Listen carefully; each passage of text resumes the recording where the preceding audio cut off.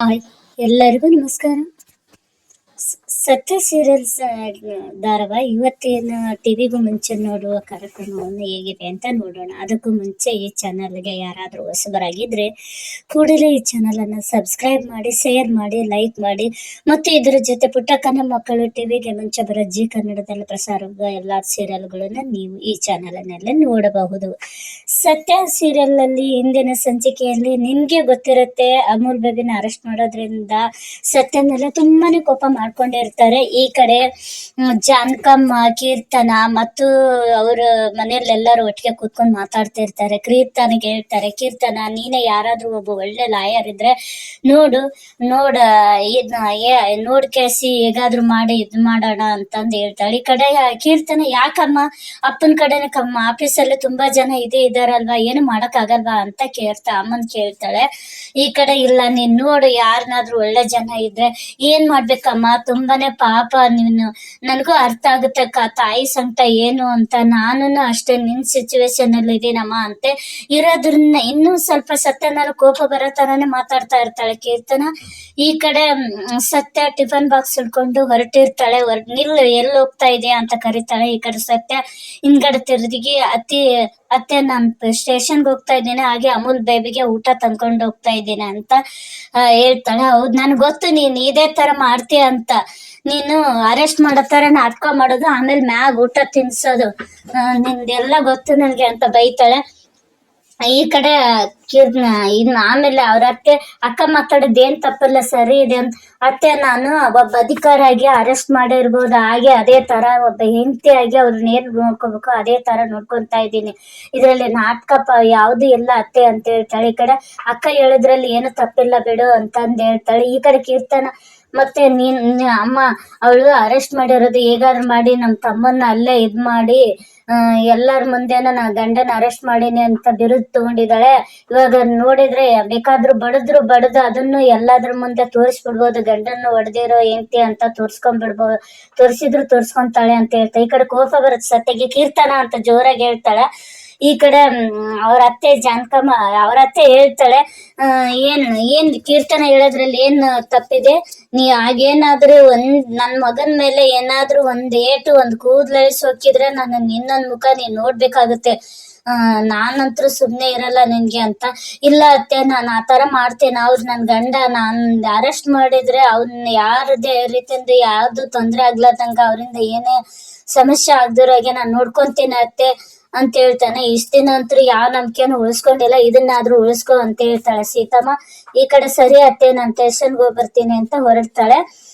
ಸ್ಟೇಷನ್ಗೆ ಈ ಕಡೆ ಹೋಗ್ತಾಳೆ. ಈ ಕಡೆ ಜಾನಕಮ್ಮ ಹೊರಗಡೆ ಬಟ್ಟೆ ಒಣಗ್ತಿರ್ತಾಳೆ. ಅದನ್ನೇ ನೋಡ್ಕೊಂಡು ಈ ಕಡೆ ದಿವ್ಯ ಹೊರಗಡೆ ಬಂದು ಹೇಗಾದ್ರೂ ಮಾಡಿ ಇದೇ ಟೈಮಲ್ಲಿ ಮಾತಾಡಿ ಏನಾದ್ರೂ ತನ್ನ ಕಡೆ ಹೇಳ್ಕೋಬೇಕು ಅಂತ ಬಟ್ಟೆ ಒಣಗೋಗ್ತಾ ಇರ್ತಾಳೆ. ಅಮ್ಮ ಅಮ್ಮ ಅಂತ ಬರ್ತಾಳೆ.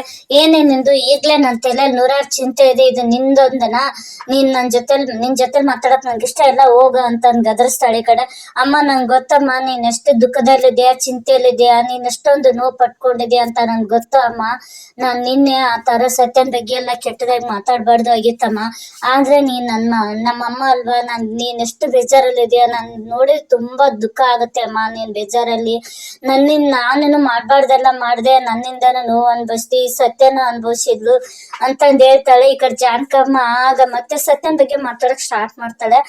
ಅವಳಿಗೆ ದೇವ್ರ ಬಂಗಾರದಂತ ಬದುಕ್ ಕೊಟ್ಟಿದ್ದ, ಗಂಡ, ಅತ್ತೆ, ಮನೆ, ಕುಟುಂಬ ಅಂತ ಎಷ್ಟು ಚೆನ್ನಾಗಿತ್ತು, ಅವಳ ಕೈಲೇ ಅವ್ಳ ಜೀವನ ಹಾಳು ಮಾಡ್ಕೊಂಡ್ಬಿಟ್ಲಲ್ಲ ಅಂತ ಜಾನಕಮ್ಮ ಹೇಳ್ತಾಳೆ ದಿವ್ಯ. ಅವಳು ಈಗ ಯಾವಾಗ್ಲೂ ಹಿಂಗೆ ಈ ತರನೇ ಮಾಡ್ಕೊಂತಾಳೆ. ಈಗ ಏನ್ ಮಾಡಕ್ಕಾಗಲ್ಲ, ಏನ್ ಮಾಡಿದ್ರು ಸರಿ ಮಾಡಕ್ ಆಗಲ್ಲ, ಆಯ್ತು ಅವಳ ಜೀವನ ಇಷ್ಟೇ ಅಂತಂದ್ ಹೇಳ್ತಾಳೆ. ಏನ್ ಮಾಡೋದು, ಈ ತರ ಎಲ್ಲ ಆದ್ರೆ ಹೆಂಗೆ ಅವಳು ಬದುಕು ಅಂತ ಅಳ್ತಾ ಇರ್ತಾಳೆ. ಅವಳ ಬದುಕೆಲ್ಲ ಸರಿ ಹೋಗ್ಬೇಕಂದ್ರೆ ಒಂದೇ ಒಂದು ದಾರಿ ಇದೆ ಅಂತ ದಿವ್ಯ ಹೇಳ್ತಾಳೆ. ಏನದು ಅಂತ ಜಾನಕಮ್ಮ ಕೇಳ್ತಾಳೆ. ಮುಂದೆ ಬರ್ತಾಳೆ. ಮತ್ತೆ ಇಲ್ಲ ಬಿಡು, ನಾನು ಹೇಳಲ್ಲ, ಯಾಕ್ ಬೇಕು, ಅದಾಗೋದಿಲ್ಲ ಅಂತ ದಿವ್ಯ ಹೇಳ್ತಾಳೆ. ಅದೇನಂತ ಹೇಳೆ ಅಂತ ಗದರಿಸ್ತಾಳೆ.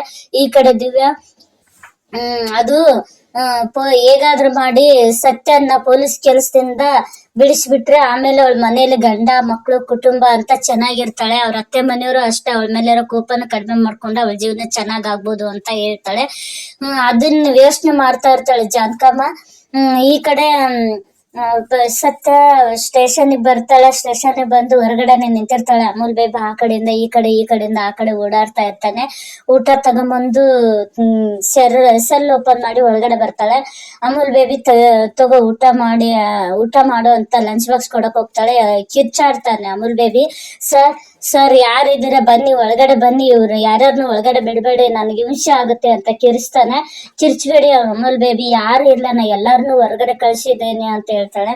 ಹಾಗಾದ್ರೆ ಓ ಹೌದಾ ಮೇಡಮ್, ನಾನೀಗ ಯಾರ ಹತ್ರ ಮಾತಾಡ್ಲಿ, ಯಾರ ಹತ್ರ ಹೇಳ್ಕೊಳ್ಳಿ ಅಂತ ಹೇಳ್ತಾಳೆ. ಅಮೂಲ್ ಬೇಬಿ ನನ್ಗೆ ಆ ತರ ಎಲ್ಲ ಮಾತಾಡ್ಬೇಡ ಅಮೂಲ್ ಬೇಬಿ, ನಾನ್ ತುಂಬಾ ಬೇಜಾರಾಗುತ್ತೆ. ನಾನು ನಿನ್ ಒಳ್ಳೇದಕ್ಕೆ ಮಾಡಿರೋದು, ನಿಮ್ ಮುಂದಿನ ಭವಿಷ್ಯಕ್ಕೋಸ್ಕರನೇ ಮಾಡಿರೋದು ಅಂತ. ಹೌದು ಮೇಡಮ್, ನಿಮ್ ಭವಿಷ್ಯ ಏನೋ ಮುಂದೆ ಚೆನ್ನಾಗಿರುತ್ತೆ, ನನ್ ಭವಿಷ್ಯ ನೋಡಿ ಹೇಗಿದೆ ಅಂತ ಹಣೆಯಾಗಿ ಜಜ್ಕೊಂತಾನೆ. ಅಮೂಲ್ ಬೇಬಿ, ಯಾಕೆ ಮಾತಿಗೂ ಈ ತರ ಚುಚ್ಚಿ ಮಾತಾಡ್ತೀಯ, ನನ್ ತುಂಬಾ ದುಃಖ ಆಗುತ್ತೆ ಅಮೂಲ್ ಬೇಬಿ ಅಂತಂದ್ ಹೇಳ್ತಾಳೆ. ತಗೋ ಊಟ ಮಾಡೋದನ್ನೆಲ್ಲ ಮರೆತು ಊಟದ ಮೇಲೆ ತೋರಿಸ್ಬೇಡ, ತಗೋ ಊಟ ಮಾಡು ಅಂತ ಹೇಳ್ತಾಳೆ. ಊಟ ಮತ್ತೆ ಮೊದ್ಲೇ ಹೊಟ್ಟೆ ತುಂಬಿಸ್ಬಿಟ್ಟಿದ್ದಾರಲ್ಲ ಮೇಡಮ್, ಇನ್ನೇನಿದೆ ಊಟ ಮಾಡೋದಕ್ಕೆ, ಈ ಹೊಟ್ಟೆ ತುಂಬೋಗ್ಬಿಟ್ಟಿದೆ. ಅಮೂಲ್ ಬೇಬಿ ಒಂದ್ ಸಾರಿ ನನ್ ಮಾತು ಕೇಳಿಸ್ಕೊ, ನಾನ್ ಯಾಕೆ ಎರಡೇ ಕಾರಣ ಇದೆ ನಾನು ಅರೆಸ್ಟ್ ಮಾಡೋದಿಕ್ಕೆ, ಸಂಧಾನವಾಗಿ ಕೇಳು ಅಂತ. ಅದೇನು ಅಂತ ಹೇಳ್ತಾನೆ. ಯಾಕೆ ಅಂದ್ರೆ ನಾನು ನಿನ್ನ ಅರೆಸ್ಟ್ ಮಾಡಿರೋದು ನಿನ್ ಮೇಲೆ ಇರೋ ನಂಬಿಕೆಗೆ, ನಿನ್ ಮೇಲೆ ನನ್ ನಂಬಿಕೆ ಇದೆ, ನಿನ್ ಉಳಿಸ್ಕೋಬೇಕು, ನಿನ್ಗೆ ಯಾವ್ದೇ ರೀತಿಯಿಂದ ತೊಂದರೆ ಆಗ್ಬಾರ್ದು, ನಿನಗೆ ಮುಂದೆ ಯಾವ್ದೇ ರೀತಿಯಿಂದ ಕಷ್ಟಗಳು ಬರಬಾರ್ದು ಅಂತ ಕಾರಣಕ್ಕೆ ನಾನು ನಿನ್ನ ಉಳಿಸ್ಕೊಂಡಿದ್ದು, ನಿನ್ ಮೇಲೆ ನಂಬಿಕೆ ಐತೆ ಅಂದಾಗ ಒಂದ್ಸರಿ ಸಂಧಾನವಾಗಿ ಅಮೂಲ್ ಬೇಬಿ ಮಾತನ್ನ ಕೇಳಿಸ್ಕೊಂತಾನೆ. ಏನ್ ಹೇಳ್ತಾ ಇದೀಯ ಸತ್ಯ ಅಂತ ಹೇಳ್ತಾನೆ. ಹೌದು ಅಮೂಲ್ ಬೇಬಿ, ಅವತ್ತು ನಿನ್ನ ಬರ್ತ್ಡೇ ಇತ್ತು, ನೀನ್ ಕೇಕ್ ಕಟ್ ಮಾಡ್ಬೇಕು ಅನ್ನೋ ಟೈಮಲ್ಲಿ ನನ್ಗೊಂದು ಫೋನ್ ಬರುತ್ತೆ. SP ಇಂದ ನಾನು ಬರ್ತೀನಿ, ಬಂದು ಸ್ಟೇಷನ್ ಬಂದೆ, ಕೇಳಿದ್ರೆ ಏನ್ ಸರ್ ಅಂತ ಕೇಳಿದ್ರೆ, ಹಿಂಗೆ ನಿಮ್ ಗಂಡನ ವಿರುದ್ಧ ಮೆಡಿಕಲ್ ಮಾಫಿಯಾ ಎಲ್ಲಾ ರೀತಿಯಿಂದ ಕೆಟ್ಟ ಕೆಲ್ಸ ಅವ್ರದೇ ಕೈವಾಡ ಇದೆ ಅಂತ, ಸಾಕ್ಷಿ ಇದೆ ಅಂತ ಹೇಳಿದ್ರೆ ನಾನು ಮೊದಲು ನಂಬ್ಲಿಲ್ಲ. ಇಲ್ಲ ಅವ್ರು ಆ ತರ ಎಲ್ಲ ಮಾಡಿಲ್ಲ, ಹಂಗಲ್ಲ, ಒಳ್ಳೆಯವರು ಅವ್ರು ತುಂಬಾ ಅಂತ ಎಷ್ಟು ವಾದ ಮಾಡಿದ್ರು, ನಿನ್ ವಿರುದ್ಧ ತುಂಬಾನೇ ಸಾಕ್ಷಿಗಳು ಇದ್ವು. ಹಾಗಾದ್ರೆ ನಿನ್ ಸಹಿ ಕೂಡ ಇತ್ತು ಅದ್ರಲ್ಲಿ, ನಿಮ್ಮ ಯಾವ್ಯಾವ ಮೆಡಿಸಿನ್ ಶಾಪಿಗೆ ಎಲ್ಲೆಲ್ಲೆಲ್ಲ ಸಪ್ಲೈ ಆಗಿದೆ ಅದ್ರಲ್ಲೆಲ್ಲ ನಿನ್ ಸಹಿ ಇತ್ತು, ನಾನು ಅರೆಸ್ಟ್ ಮಾಡದೆ ಮಿತಿ ಇರ್ಲಿಲ್ಲ ಅಮೂಲ್ ಬೇಬಿ ಅಂತ. ಹೌದಾ ಮೇಡಮ್, ಅದಕ್ಕೋಸ್ಕರ ನಾನು ಅರೆಸ್ಟ್ ಮಾಡ್ಬಿಟ್ರಾ? ಕೇಳಿಸ್ಕೊ ಅಮೂಲ್ ಬೇಬಿ, ಸಂಧಾನದಿಂದ ಏನಾಯ್ತು ಅಂತ ಮೊದಲು ಕೇಳಿಸ್ಕೊ, ಆಮೇಲೆ ಹೇಳ್ವಂತಿ ಅಂತ. ನಾನು ಎದಕ್ ಅರೆಸ್ಟ್ ಮಾಡಿ, ನಾನು ಆತರ ಮಾಡ್ತೀನ, ನಿನ್ ಅರೆಸ್ಟ್ ಮಾಡ್ತೀನ? ನೀನ್ ನನ್ ಪ್ರಾಣ ಅಮೂಲ್ ಬೇಬಿ, ನೀನ್ ಏನು ಅಂತ ನನಗ್ ಗೊತ್ತು, ನೀನ್ ಎಷ್ಟು ಒಳ್ಳೆಯವನು ಅಂತ ನನ್ಗ್ ಗೊತ್ತು. ನಾನ್ ನಿನ್ನ ಅರೆಸ್ಟ್ ಮಾಡದೆ ಹೋಗಿದ್ರೆ ಬೇರೆ ಯಾರಾದ್ರೂ ಅರೆಸ್ಟ್ ಮಾಡಿ, ಈಗ ಕಾನೂನು ಸಾಕ್ಷಿ ಕೇಳುತ್ತೆ ಅಮೂಲ್ ಬೇಬಿ, ಸಾಕ್ಷಿ ವಿರುದ್ಧ ಸಾಯೋವರೆಗೂ ನೀನ್ ಏನು ಮಾಡಕ್ಕಾಗಲ್ಲ, ಆ ಪರಿಸ್ಥಿತಿ ತಂದಿಟ್ಬಿಡ್ತಿದ್ರು.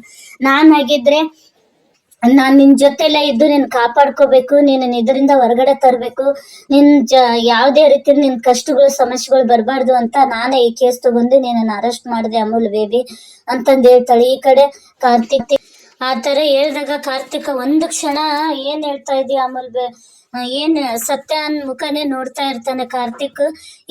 ಏನ್ ಹೇಳ್ತಾ ಇದ್ದ ಸತ್ಯ ಅಂತ. ಈ ಕಡೆ ಗಿರಿಜಮ್ಮ ಹೊರಗಡೆ, ಈ ಕಡೆ ದಿವ್ಯಾನ ಆ ತರ ತಲೆ ಕೆಡ್ಸಿರ್ತಾಳೆ ಜಾನಕಮ್ಮ.